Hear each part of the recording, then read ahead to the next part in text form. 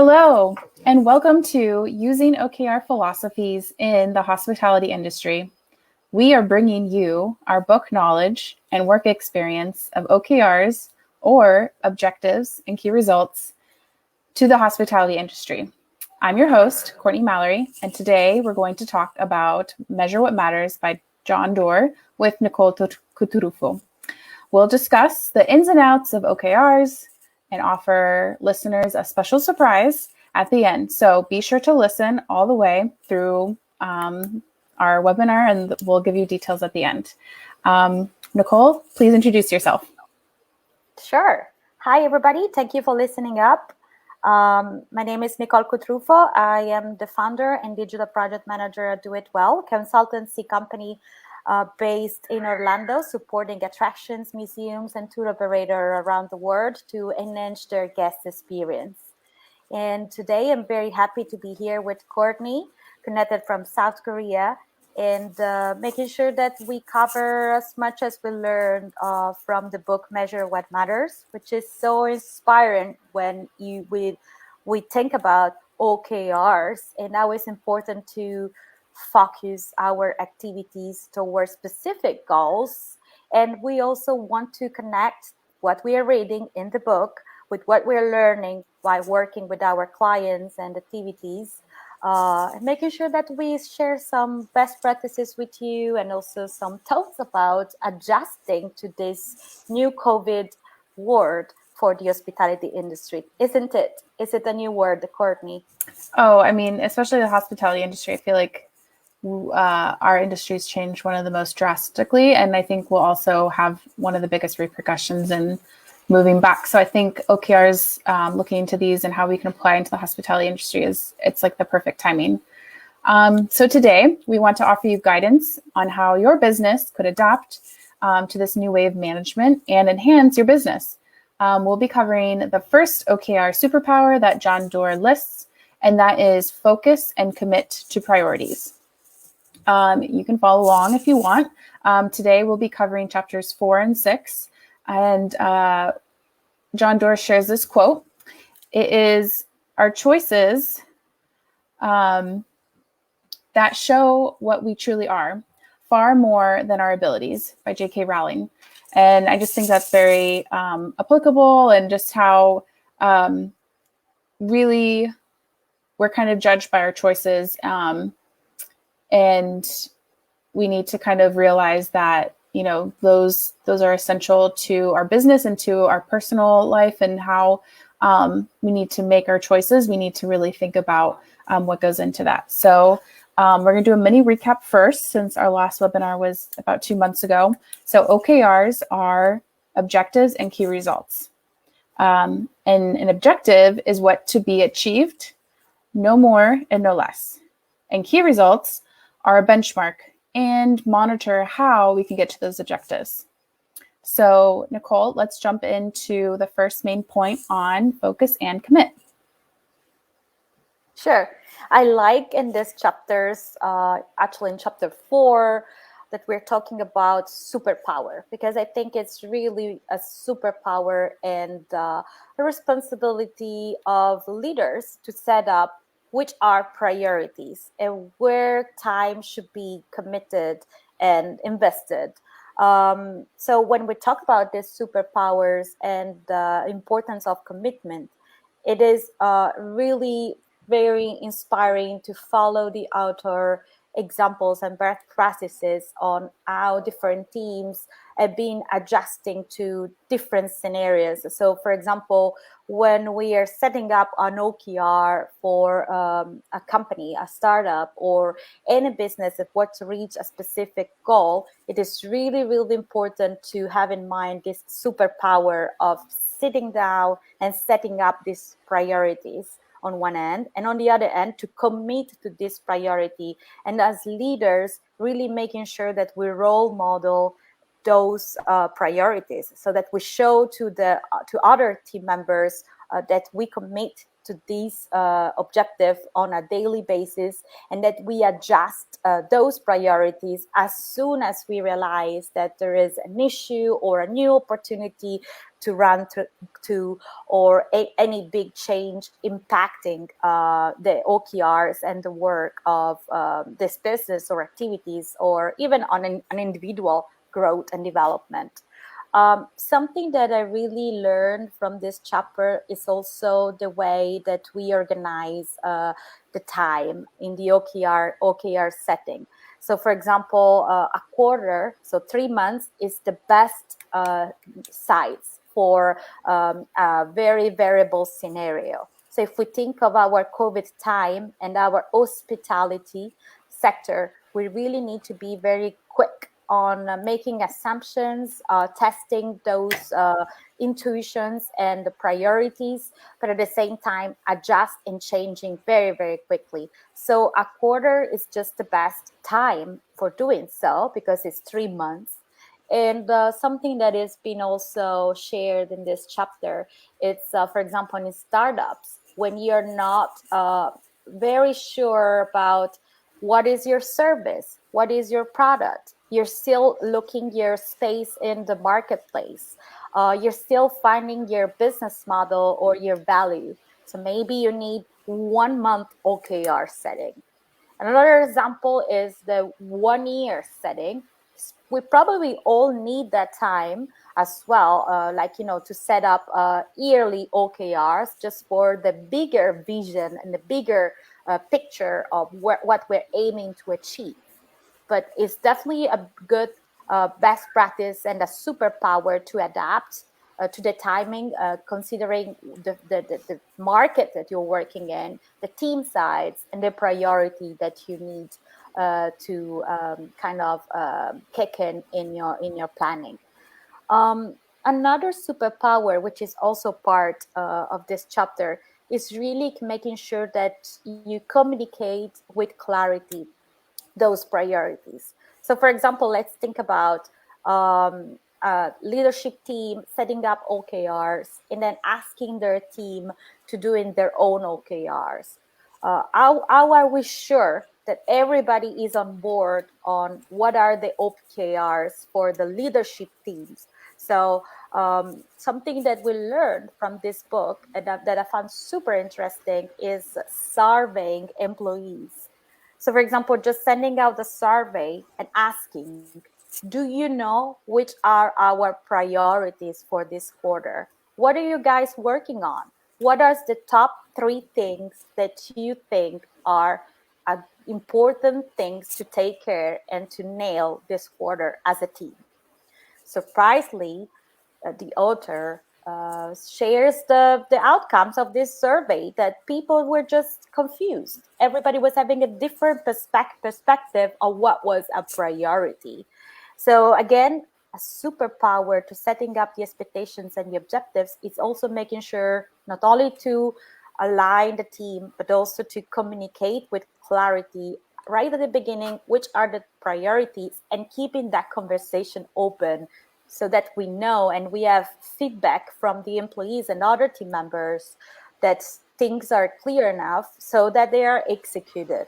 And that's something that we experience as well with our clients on a daily basis, that as program managers and project managers, our role is really to be the glue of team and making sure that everybody is on board, and then making sure that everybody is listened, and making sure that opinions are filtered and are going to be listened, and also making sure that the leadership is accountable and answering to those queries, and making sure that their goals and their efforts are not only happening behind the scenes, but we have clarity and we are sharing with transparency all of the work that is done by the leadership team, so that everybody can say something and give maybe an idea, or solving a problem, or finding an opportunity in the market. And Courtney, and John Doerr even writes on this. The example of a company that he mentions in the book is the company didn't even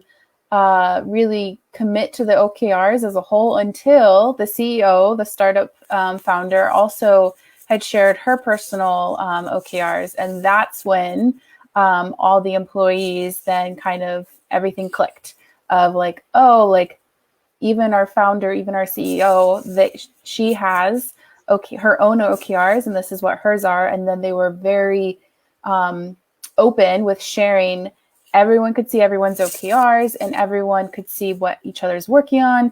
And so there was this common idea that they're working together towards a common goal. And I think that really encompasses what communicate with clarity can be. And I think from the leadership perspective, John Doerr shares this quote from a LinkedIn CEO: when you're tired of saying it, people are starting to hear it.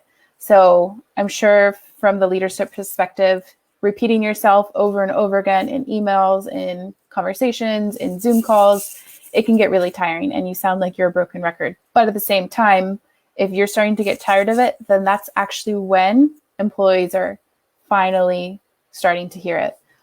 So it's just, communication's all about repetition too. So I think that's, a very important aspect to modeling the OKRs, and then also communicating it as like a employee company-wide perspective. Yeah.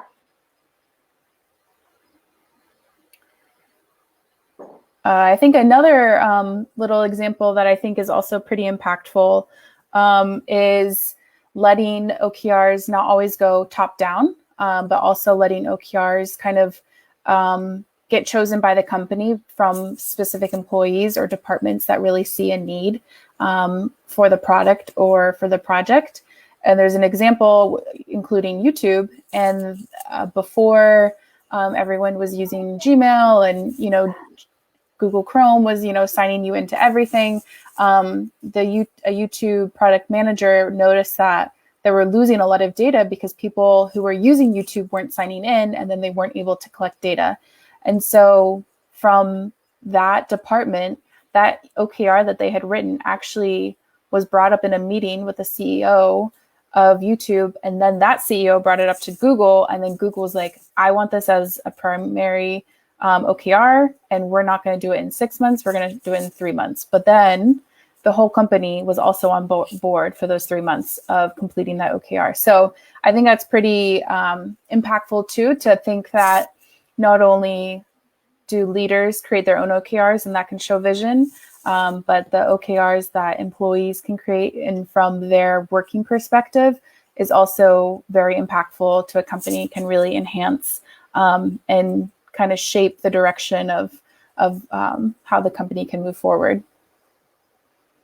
Yes, and I think you're mentioning a part of the book that is showing what happens in big tech companies, and also like something that is really interesting, the endorsement of the CEO for getting this team having that global visibility on a project that they were working on.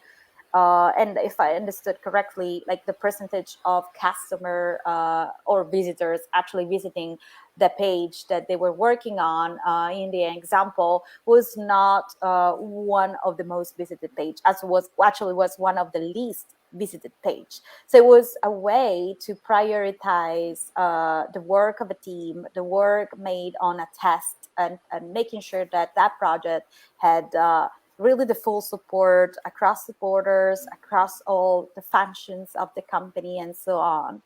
Something that I really appreciated as well is really when the author mentions that it's super important not only to give that visibility, but also supporting that pilot, that team, and making sure that their OKRs are also part of the leadership team OKRs, and sharing somehow the responsibility of the outcome, but also making sure that they get the support they need to test again and trying something new, which is really inspiring, really agile, really dynamic, and what we need not only in tech company but in many different activities and businesses. Let's think about museums right now struggling so much to finding their voice, to finding their source market, to making sure that they attract visitors during this very difficult time.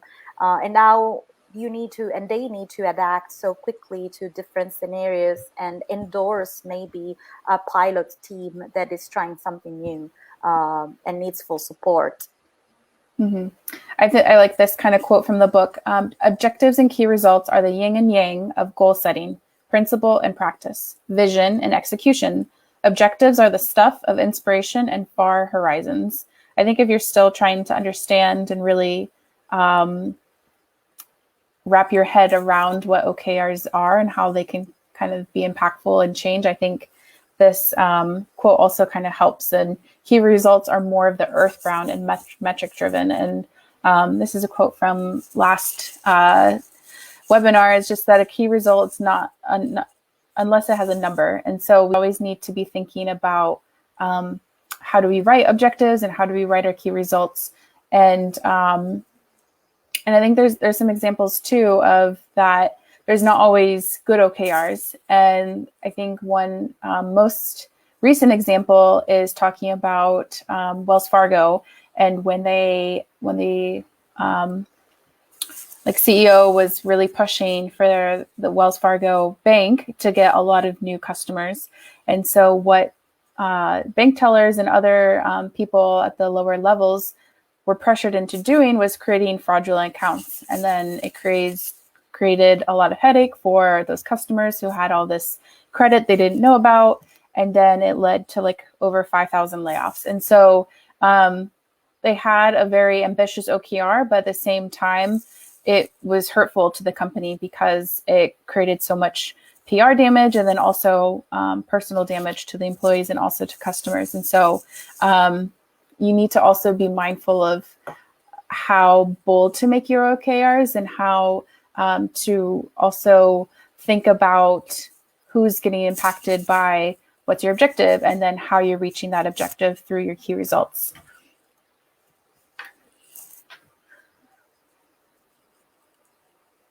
Yeah, and again, it's so important, the support of leadership and the fact that everybody needs their own OKRs. And that's something we do with our clients as well, is sitting down with the leadership team and making sure that everybody's really involved in the process and everybody's owning a key result. So as Courtney was mentioning, that is an outcome that is measurable and has a number attached to it.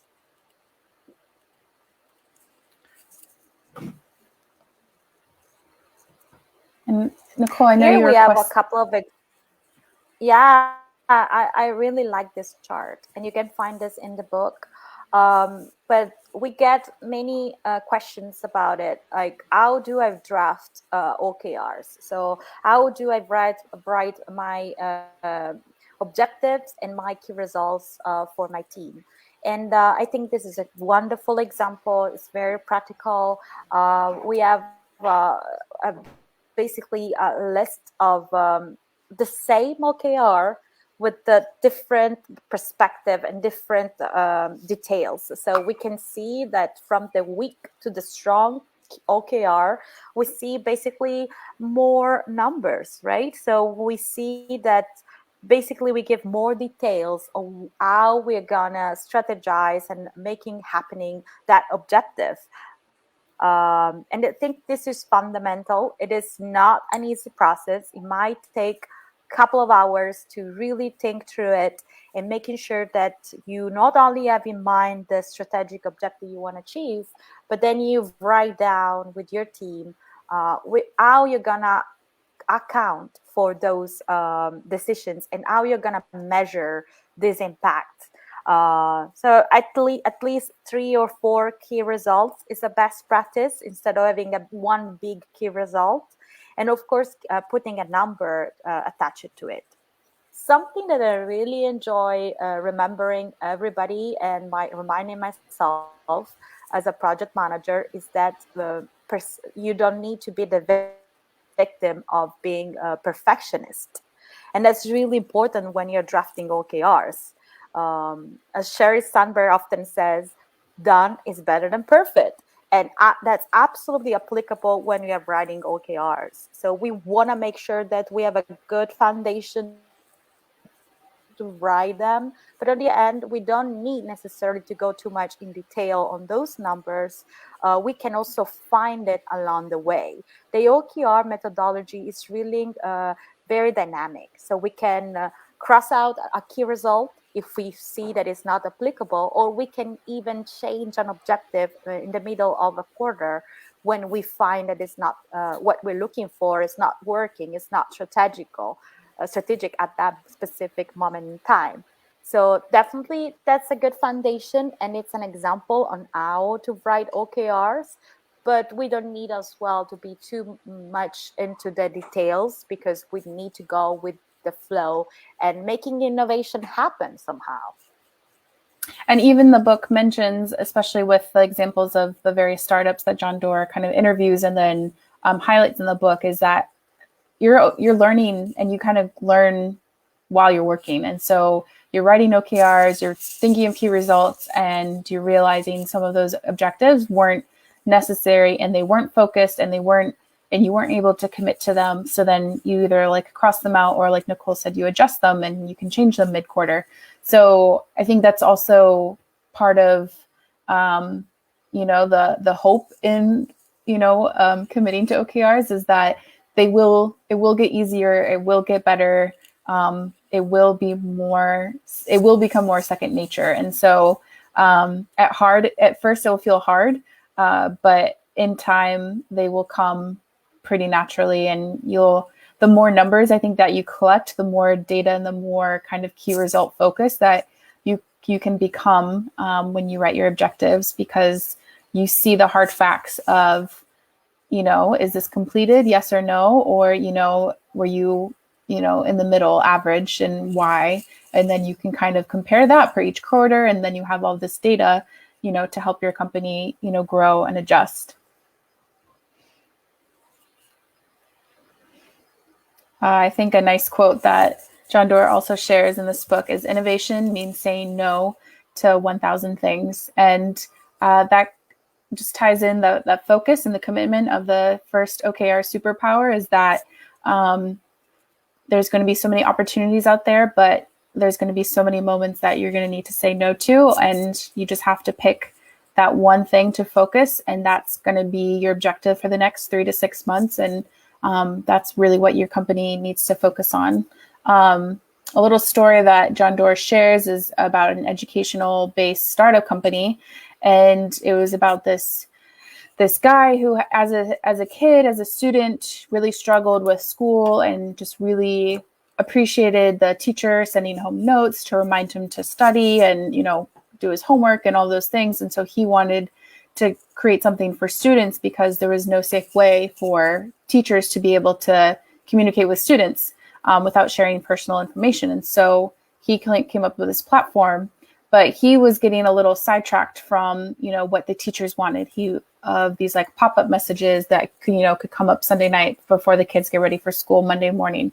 And what that team really had to do was, the leadership team really had to like sit down, focus, kind of vote about which are the top 3 or 4 objectives that they need to focus in that quarter, decide which those are, and then ask the team, okay, team, how do we get these key results out of these objectives?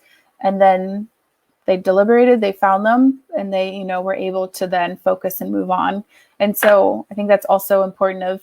We can get very overwhelmed by so much opportunity and chances to kind of help our customers or help our guests and benefit our attractions. But at the same time, there's going to have to be so many things that we say no to, because you need to stay focused, you need to stay committed, and you will see results in the end when you do that.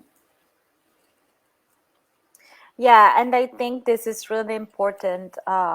This quote of saying no to 1,000 things. Right now, we have seen a lot of teams have to downsizing the team a lot. And that means, of course, requiring people to going above and beyond and multitasking.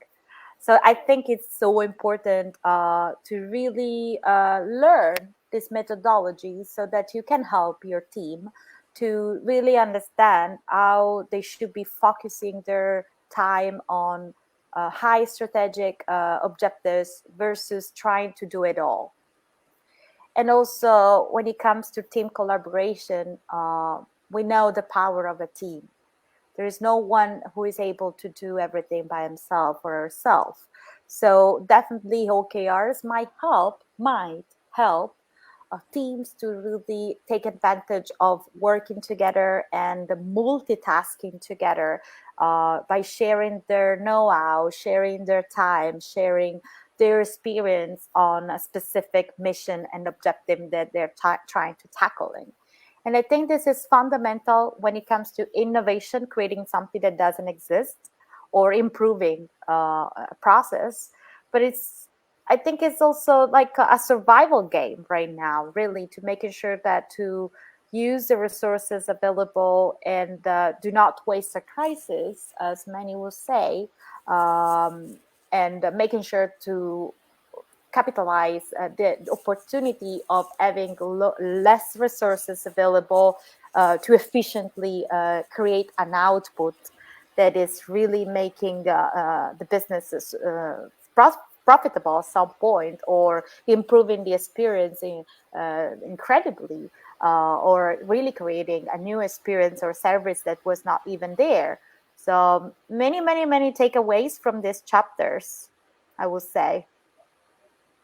Yes, and I think we're going to conclude with that. Next month, or hopefully, we'll continue to help you focus and commit to priorities using OKRs. Please check in the comments below after this webinar to find a free OKR template and connect with us if you have any questions. Just to recap the OKR superpowers, so next time we'll be talking about align and connect for teamwork. Then there's track for accountability, and then stretch for amazing. So if you have any questions, or if you want to get in touch with us to be able to work with Do It Well on your next upcoming project, please reach out and contact us. Thank you so much for joining, and we hope you have a wonderful day. Thank you. Have a good one.